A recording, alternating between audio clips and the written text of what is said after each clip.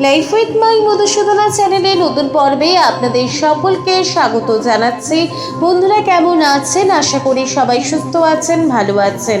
মা ষষ্ঠী দেবীর অশেষ কৃপা পেতে অবশ্যই কমেন্ট বক্সে লিখুন জয় মা ষষ্ঠী দেবীর জয়। এই পর্বের বিষয় হলো 2024 সালে 1431 বঙ্গাব্দের ভাদ্র মাসের শুক্লপক্ষের ষষ্ঠী, চাপড়া ষষ্ঠী বা মন্থন ষষ্ঠী কবে, পূর্ণাঙ্গ সময়সূচি, ষষ্ঠী তিথি কখন লাগবে, কখন ছাড়বে, পূর্ণাঙ্গ সময়। এর পাশাপাশি আমরা জানবো চাপড়া ষষ্ঠী ব্রত পালন কিভাবে করতে হবে, ব্রত পালনের বিধি, পূজার উপকরণ, ব্রত পালন করলে ব্রতে কি কি খেতে পারবেন, কি কি খেতে পারবেন না, সবটাই জানবো এই ভিডিও থেকে। ভিডিওতে যাওয়ার আগে লাইফ উইথ মাই মধুসূদনা চ্যানেলকে সাবস্ক্রাইব করুন, লাইক কমেন্ট শেয়ার করুন, ধার্মিক হয়ে নোটিফিকেশন ঘন্টাটা বাজিয়ে দিন।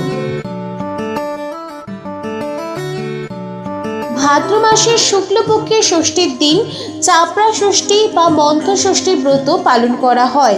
ছেলে মেয়ের মঙ্গল কামনায় পুত্রবতী রমণীরা এই ব্রত পালন করে থাকেন। ব্রতের ফলে সংসারে তাদের অশেষ মঙ্গল সাধিত হয়ে থাকে।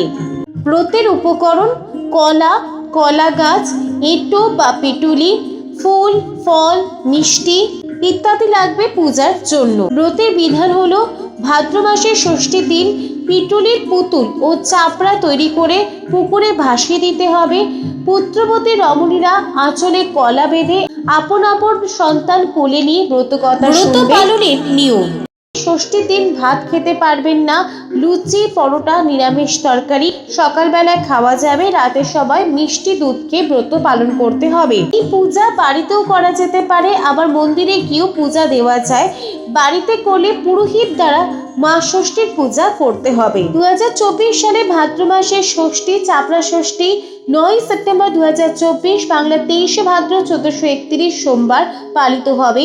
ষষ্ঠী তিথি শুরু হবে 8 সেপ্টেম্বর 2024, বাংলার 22 ভাদ্র 1431 রবিবার দুপুর 3:55 পর থেকে।